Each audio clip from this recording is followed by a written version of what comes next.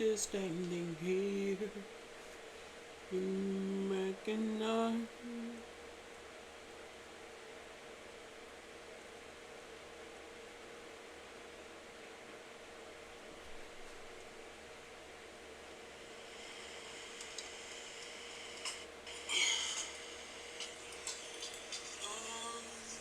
I'm still standing here. You recognize.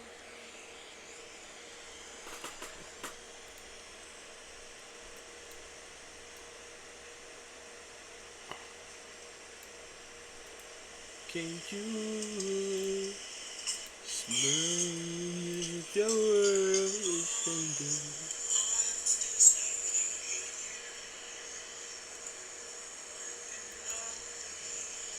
Multiple times to ensure that it's at that length. You basically push the pencil right up against the line and it's gonna look extra.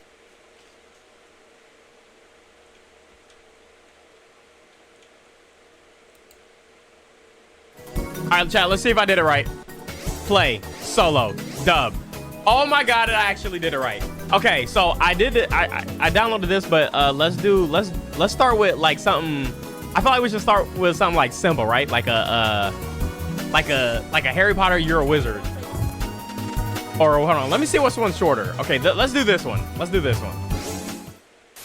That one's like 5.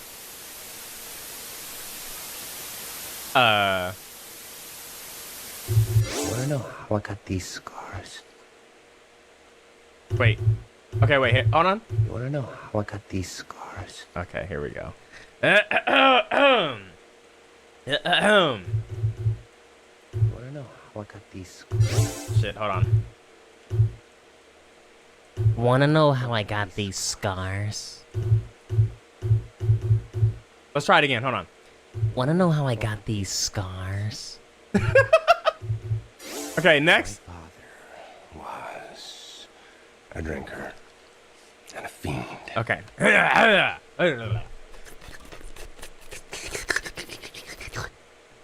My father. Leave that fatherless and I'm on to the next. Every single time. But 99% of these niggas can't raise.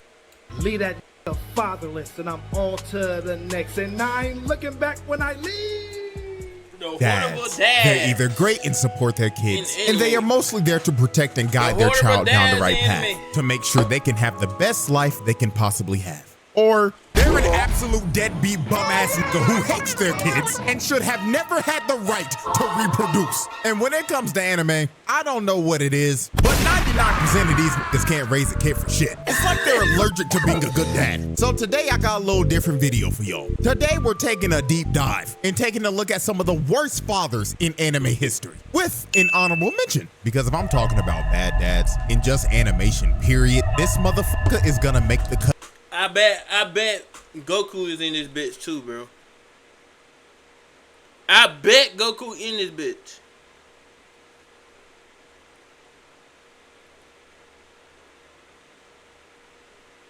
I bet Goku is in this motherfucker. Goku is one of them. But every How you gonna give a enemy a fucking sensu beam of your fucking son? That's why I got a question at. So we're gonna start from the top, and the lower we go, the worse they will get. It's like we're simulating hell for how much hell these fathers put their kids through. So without further ado, first up on the chopping block, good old Jing. Now we're starting off with Jing because everybody else on this list is 10 times worse than him. But it doesn't change the fact that this man Jing is the king of the deadbeats. Like when it comes to deadbeat dads in anime, Jing is easily the first nigga everybody thinks about. And I mean, the evidence is there. I mean, we all know the running joke. This man dropped his son off at his cousin's house and named him Gone, because that nigga was gone 30 seconds later. This man is a stereotypical dad that went to go get milk and never came back.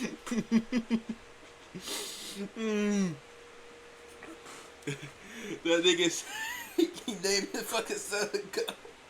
Cause that nigga was gone the first thing he bit up. Y'all know the running joke. This man dropped his son off at his cousin's house and named him Gone. Cause that nigga was gone 30 seconds later. This man is a stereotypical dad that went to go get milk and never came back. Bro really dropped off a whole baby and the child support bill on Mito because he knew he wasn't trying to pay that shit. And I ain't gonna lie, if Jing was my dad, I really hate this nigga. Because if he passed this ziggity zag ass hairline down to me, boy, I'd be sick. This man deserves the absolute worst for making his son inherit this shit. But besides all this man didn't come to see his son or contact him for 12 whole years. The only stuff he left for Gone was a cassette tape, a rusty ring, and a memory card for a PlayStation off of Craigslist, or a game that he created that you could die in. I kid you not, the nigga dead ass left a message on a cassette.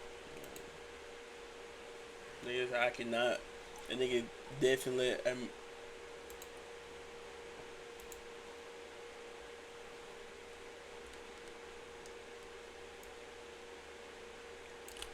I don't see. To be, I don't know what niggas you do leaving their kids like this, but nigga, I don't know. Tape that said, "Hey, Spark. So, you wanna find me? Well, I don't wanna see you, little nigga. Matter of fact, don't even chase me, little nigga. I'm gonna be so real with you. But if you do become a hunter, then beat this game that I made called Greed Island. It's basically Sword Art Online. So that means, oh, this the Hunter x Hunter, nigga. Die in that bitch. Oh, Jesus! I think somebody just died. But, you'll be fine. Anyways, though, you beat that? Then I'll maybe finally talk to you. Well, good luck, sport. But I'm gonna be so real with y'all, the shit that really pissed me off about Jing in the moment that showed everyone that this nigga ain't shit was when Gon was in the hospital. Now, Gon was fighting for his life after his fight with Pito. He was on life support and he was about to die. And Jing did not bother to visit him once when he was literally across the street. Not even a 5-minute walk. The lazy bastard didn't even want to go to the hospital to see his son that could have died. Like I'm telling y'all, when Leorio called this man out in front of everybody, it was pure satisfaction. Bro got on the mic and was like, I got a question for Mr. Jing. Hey yo, why haven't you gone to visit your son, you bum ass nigga? You deadbeat, musty, dressed in rags, bitch. You out here answering questions for people you don't even know. Meanwhile, your own flesh and blood is about to die. So answer the question, hoe ass nigga. Why have you not gone to see your son? And after Leorio called him out, Jing replied with, man, he got enough friends. He'll be fine. Did he even say he wanted me to come in the first place? And the fact that this man Jing said that, does he even want me to come, while Gon can't even say that shit because he's in a coma, pissed Leorio off to the point where he said, fuck it, and swooped on this nigga, lifted him out of his seat with a Shoryuken. And when this happened, I kid you not, everyone in the room cheered because they all knew that this nigga was a bum. Everyone was happy when Jing got laid out. And then the icing on the cake of Jing just being a deadbeat is when Gon woke up and was so happy to see his father. This man was crying and was so happy to see his dad. And look at this man's face. Is this the face of a man that wants to see his son? Hell nah! He thinking in his head, damn, do I have to actually be? I would have told this nigga, fuck you, bro. To be real shit, I would have told this nigga, fuck you. In this little nigga's life now? Man, I gotta pay child support now? Oh my God. And when Gon left and said, can we talk again? This man Jing was like, I don't know. And everybody in the room booed him, called him a deadbeat and a bum ass nigga like they should. And this man Jing was ready to swing on everybody like, bro. But yeah, Jing is easily the king of the deadbeats. But like I said earlier, there are dads 10 times worse than Jing. And next up is a dad that abused his whole family. Endeavor. Oh boy, Endeavor. Endeavor is a great hero, but my God, he was a terrible father. Now, I will say this, Endeavor, without a doubt, is the most improved father on this list. He's actually trying to do better. I think nigga was on it. Nigga went to the trailer. Nigga literally went, like, nigga literally fought his own fucking son, cause he abandoned one of his sons. You know, Nah, but the way he was moving before his whole redemption was awful. This nigga was a piece of shit that mentally abused and broke his entire family apart. And this was all because he was a hating ass nigga. You see, Endeavor was obsessed with trying to be better than All Might. So when he finally came to the realization that All Might was just better than him and it was just a skill issue, he decided, if I can't be better than him, then I'll make somebody better than him. So this man went out and bought a wife so he could make a hybrid baby with her that would have his flame quirk and her ice quirk. He wanted to make a little half-breed avatar, and the first child they had was Toya, aka Dobby. Now, Dobby inherited a strong version of Endeavor's quirk, but his body couldn't handle the heat because his body was physically built to resist the cold because of his mother, not heat. So Endeavor considered Toya a failure, so he continued to have more kids. He had Fuyumi and Natsuo, and guess what? They didn't live up to the hype that Endeavor wanted. So then he tried one last time, and he finally had a baby that had both quirks, and that was Shoto. And when Endeavor finally had Shoto, he was so obsessed with them, he just gave up on all of his other kids and told them not to be heroes. I mean, this nigga straight up told Toya in the nicest way possible. Listen here, son, not gonna lie, gang, you ain't got what it takes. You can't be a hero. You can't be better than All Might. Just give up. And this was the start of this family just breaking apart. This nigga is funny as fuck, man. This nigga funny as fuck, bruh. This nigga is funny. Hey, CJ, but CJ, hey, you made this video. That shit funny. Because after Endeavor told Toya this, he straight up tried to swing on baby Todoroki. So after Toya tried to swing on his baby brother, Endeavor straight up told his wife, keep Shoto away from the other kids and don't let Toya out of your sight. So this is when he just started to neglect his other kids. And the only kid he cared about was Shoto because he was hhis perfect creation. So he put Todoroki through some hellish training. Like he was beating this little nigga's ass. And when his mother came in to try to stop him, he just hip slapped him right in front of his kid. And this wasn't even the last time he hit his wife, because one day Toya came back to his dad and told him, oh my God, Pops, I've been training right. And not gonna lie, gang, I think I understand it now. You should come watch me, Dad, please. And when Endeavor heard Toya was training again, he went to his wife and slapped the shit out of her right in front of his kids and started yelling at her and cussing her out. And this was the start of Todoroki's mom's mental health just declining, because every time she looked at her kids, she saw Endeavor. And this led to Todoroki's mom throwing boiling water on Todoroki's face, giving him the Zuko scar because she straight up snapped and tweaked out because she couldn't even see her kids the same. Her mind was broken. So he straight up threw her in a mental insane asylum. And then since he completely neglected Toya, Toya went up in the woods thinking his dad was coming. And when he realized he wasn't, his emotions took over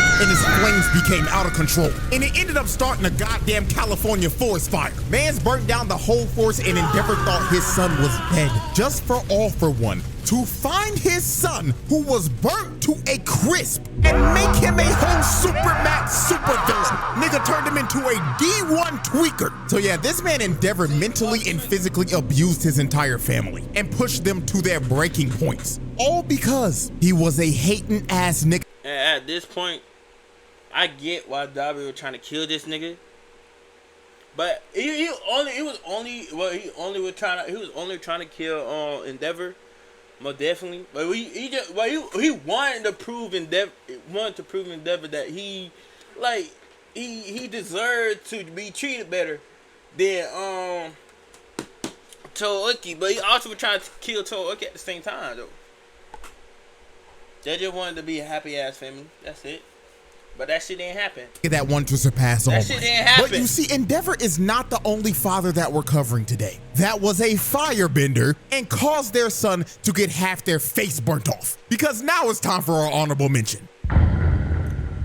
Now y'all should have known damn well if I'm making a video about bad fathers, this man Ozai will make the cut every single time. Ozai is just flat out one of the worst fathers in fiction. This man is an actual evil narcissistic psychopath. And the way he treated his kids, whoa boy. There was a reason Zuko was a depressed dickhead and Azula was a psychopath. It all goes back to their father. So first, let's start off with Zuko. And we have to dive all the way into the comics for this. Now, the whole family was having dinner, right? And Azula was talking about how she set her firebender's teacher's pants on fire. So Ozai, of course, was glazing Azula because she was clearly his favorite child. And he was straight up enabling Azula's bad behavior. Talking like, your teacher sounds like a fool. I'll have him sent back to the colonies. So Zuko chimed in and said, he's not a dummy. He just thinks that proper firebending has to start. And Ozai cut Zuko off and he is pissed. And he says something that a father should never say to their child. He told Zuko, how dare you lecture your sister on firebending? You know, little nigga, let me let you in on a little secret. When you were born, we weren't sure if you were a bender at all. You didn't have that spark in your eyes. I planned to cast you from this palace. How embarrassing for a prince of the Fire Nation to have a non-bender as a firstborn. Lucky for you, little nigga, your mother and the Fire Sages pleaded with me to give you a chance. Azula, on the other hand, never needed that kind of luck. She was born lucky. You were lucky to be born. This man snapped on his child at the dinner table, bruh. He basically told Zuko that he ain't shit. And you were lucky that I felt like blowing your mama's back out to make you. But it just keeps on getting worse from here, bruh. Because the next awful thing he did to Zuko was, of course, the Agni Kai. So this all started in a war meeting. So this one general came up with a plan that would have an entire division of new Fire Nation recruits be used as bait to distract the Earth Kingdom's forces so a better division could attack from the rear. Now, obviously, this plan is terrible because they're literally throwing new recruits out there to die. So Zuko spoke up and said that this plan was straight garbage and you're sacrificing and betraying loyal soldiers of the Fire Nation. And when he said this, all the generals just stopped and looked at this nigga because Zuko spoke out of line when he wasn't supposed to. So Ozai saw this as disrespect to the general. And the only way to settle this was an Agni Kai. So Zuko thought that he was going to be dueling the general. But when Zuko turned around and saw his opponent, it wasn't the general. It was Ozai. Because Ozai thought that it was disrespectful to him because Zuko ran his mouth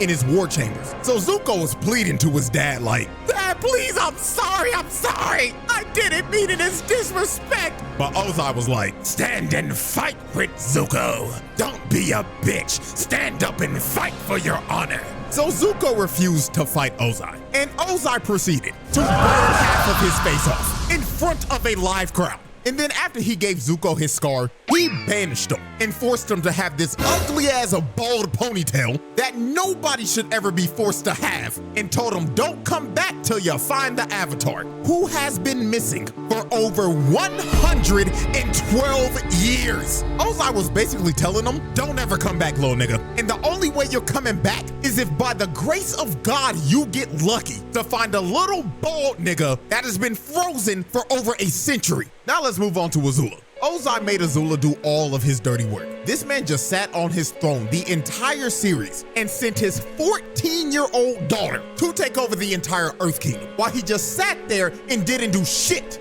Then he took Azula's plan for Sozin's comment that she made and straight up left her out of it. Nigga said, you can stay here and be Fire Lord while I go burn the world. And when he left his daughter to be Fire Lord, she went off the deep end and spiraled into madness while this nigga was having the time of his life burning the entire world. Ozai, without a doubt, is one of the worst fathers of all time.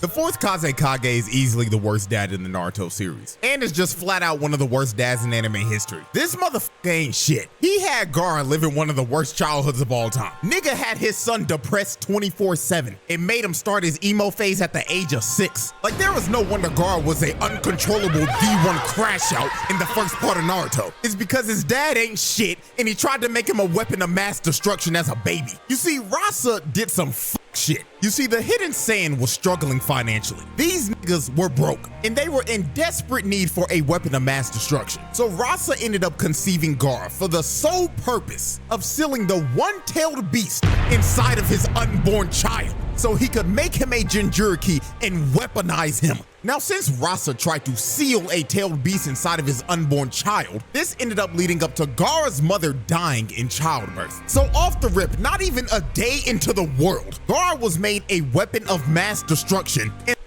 this shit sad as fuck, man.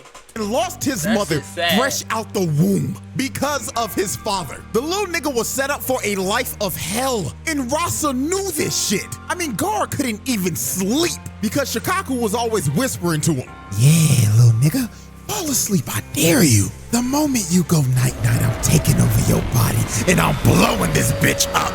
Do it, little nigga, I dare you." And of course, since he was a Jinchuriki, just like Naruto, everybody in the village was scared of him and stayed away from him. And Rasa let it happen. He didn't do shit about it. He just let them ostracize his son. And bruh, he did not let Gaara have fun at all. This man was the no fun police. He would play outside with Temari and Kankuro, right? And they were just doing normal things. They were just building sandcastles and shit and just having a blast. But then here came Mr. My Son Can't Have No Happiness. His bum ass didn't even say a word too. All he did was look at Temari and Kankuro and shake his head. No, stop playing with that nigga, even though he's your little brother. Get away from that freak. So Rasa didn't even allow Gaara to play with his siblings. He just straight up neglected them and wanted them to be alone 24/7. But you see, the absolute worst thing Rasa ever did to Gaara was making the only person that cared about him try to kill him. You see, Gaara had a great relationship with Yashimaru. He was his caretaker and also his uncle, and he deeply cared about Gaara. He was the only person that showed him any type of love in his life. So guess what this nigga Rasa did? He told Yashimaru, "Yo, twin, I want to test my 6-year-old son to see if he'll crash out or not. So do me a favor and go try to assassinate that little nigga. What? And also tell that little nigga that his mother never loved him. I want to see if he'll go berserk. And if he does, he's a failure of a Jinchuriki." So this nigga sent Gaara's uncle to try to assassinate him. So when Yashimaru pulled up on Gaara, he had on a mask covering up his identity, so Gaara didn't know who it was. So Gaara immediately grabbed him and crushed him like a bug. So after Gaara swatted him like a fly, he went over to his body and saw that it was Yashimaru. And Gaara was sick to his stomach because he basically just murdered the only person that cared about him, and the only person that cared about him just tried to assassinate him. And with Yashimaru's last breath of life, he has to lie and tell Gaara because Rasa's watching this shit. "Gaara, I was ordered to kill you by your father, and deep in my heart, I always hated you, Gaara. And you know who also hated you? Yo mama, nigga." So Chicago.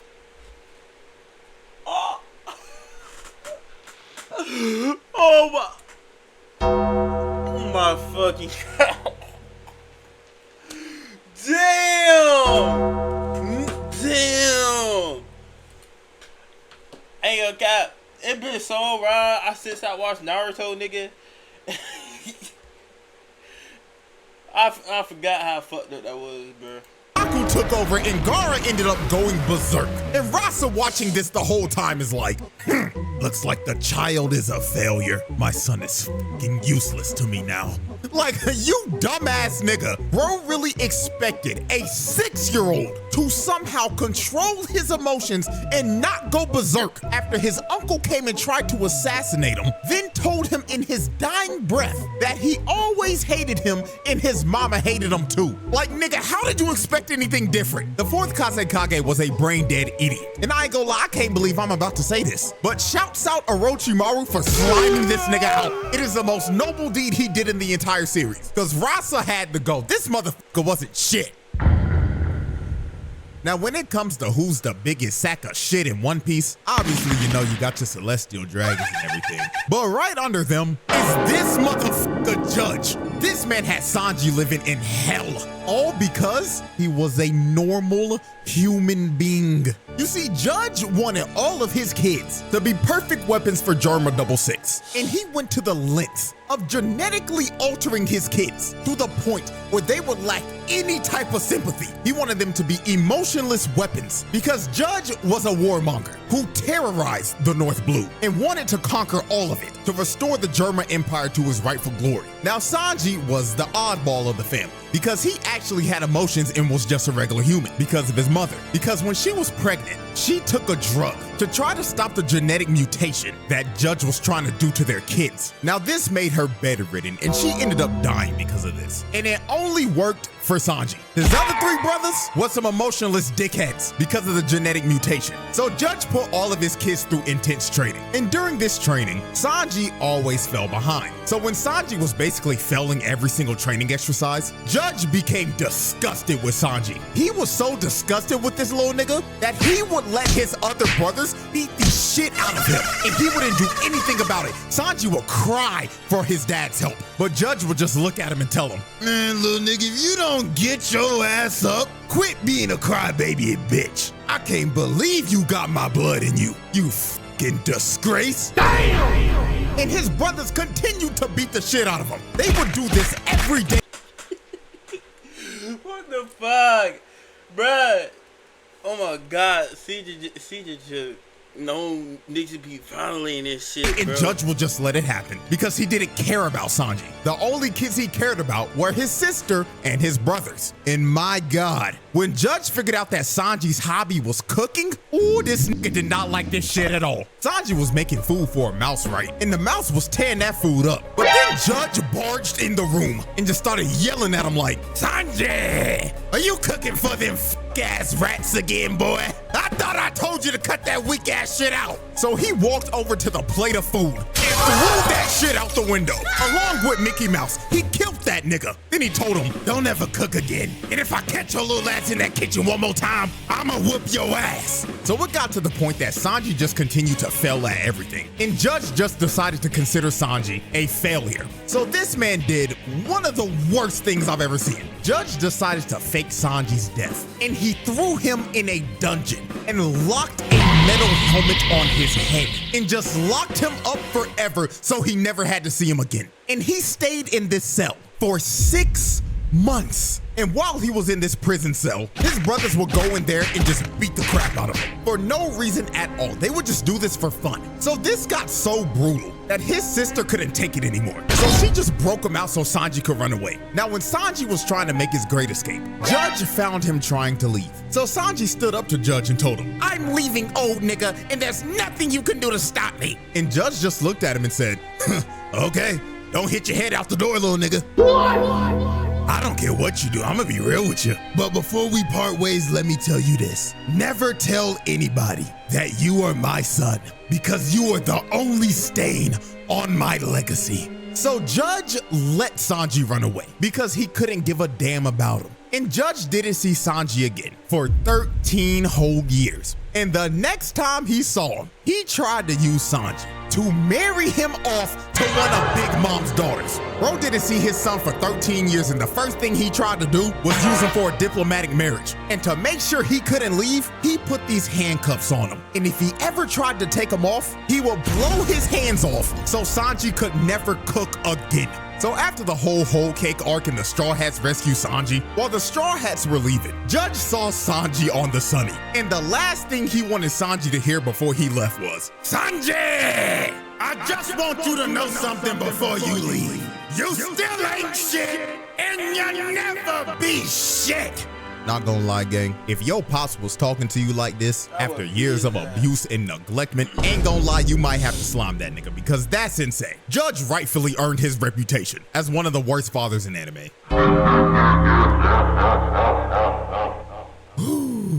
Oh boy, oh boy. Ladies and gentlemen, we've reached the final father we will be covering today. And this motherfucker Show Tucker is arguably the top 1 worst father in anime history. In my personal opinion, he's the worst. Now, if you've never seen Full Metal Alchemist and you don't know who this nigga is, I'm warning you right now, this shit is about to get dark. So, Show Tucker was a state alchemist that was known for his work about chimeras. And Show famously got his state alchemist license for making a chimera that could speak the human language. And he did this 2 years ago.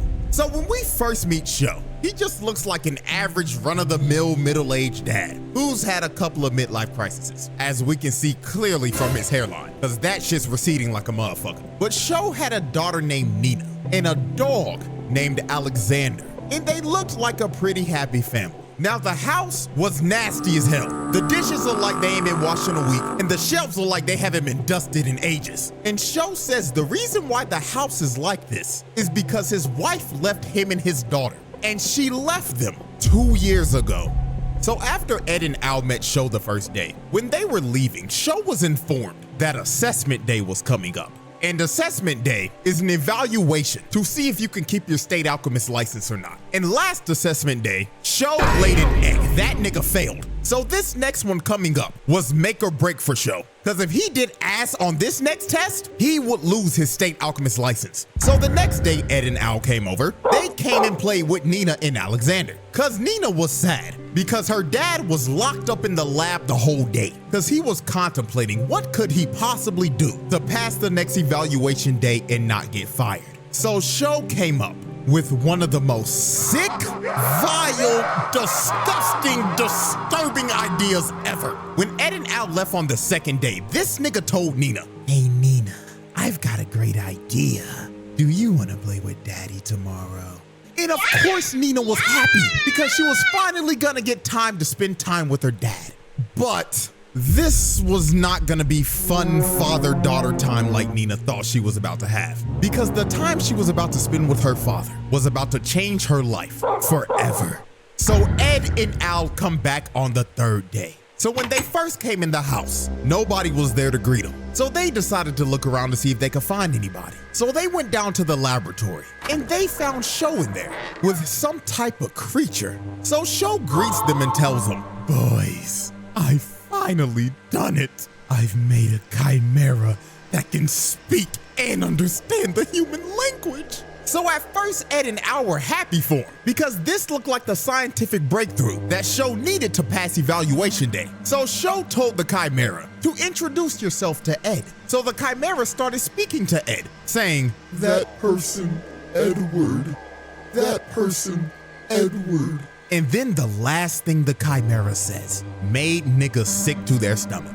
It said, "Big brother Ed." And look at Sho. Look at how he is standing. Bro doesn't even look human right here. I'm gonna be so real. So then to make sure Ed wasn't tripping, he asked Sho, "When did you get your state alchemist license?" And Sho says, 2 years ago. Then Ed asked him another question. "When did your wife leave?" And Sho states, let's see. That was about 2 years ago as well. So then Ed asked him one final question. He asked, "Where the fuck are Nina and Alexander?" And he tells him, "Oh, can't you tell? They're in this room with us right now." Oh my goodness! And it all clicked from there. This nigga made Nina and Alexander do the fusion dance and turned them into motherfucking dog nigga. And guess what? The wife? Yeah, she ain't leave, nigga. Sho turned her into a chimera 2 years ago. That's how we got a state alchemist license. So Ed slammed Sho on the wall. And Sho didn't even feel bad about it. This crazy bastard was all smiles and was just saying, "Oh, this is just human evolution. This is progress." So Ed starts beating this nigga's ass. He punched bro for about 30 seconds straight, and he was going to kill him. And I ain't gonna lie, he should have killed the nigga right here. But Al stopped him because Nina Xander was still watching him the whole time. And she was telling him, "Big brother Ed, why are you beating up Daddy?" So Ed stopped because it was just too much, bro. And this pathetic bastard Sho was so delusional after getting his ass whooped, bro was saying, "I did it. I made it in time to keep my alchemist license." Dude didn't even care about his daughter or the sick ass shit that he just did. All he cared about was keeping his status as a state alchemist. So obviously they arrest this sick ass nigga and put his bitch ass on house arrest. And while he was locked up in his house, Scar broke in. So he walked up to Sho and did what needed to be done. He gripped this ugly ass nigga by the face and electrocuted him, sending his ass to the bottomless pits of hell. And then after he boomed Sho, Scar just decided the best thing for Nina was to just put out of misery. So he kills the fusion of Nina Xander. So yeah, man, this man Sho was a sick nigga. He turned his wife into a chimera, then made his daughter and the dog do the fusion dance. Like, there was a reason this man is universally agreed upon as the worst father in anime history.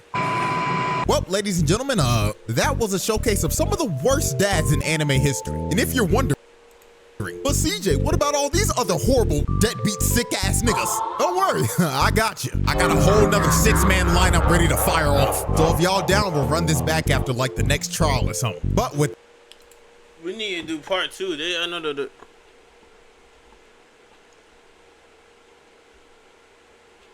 We need to do part 2. They got part 2 in this motherfucker too. Ugh.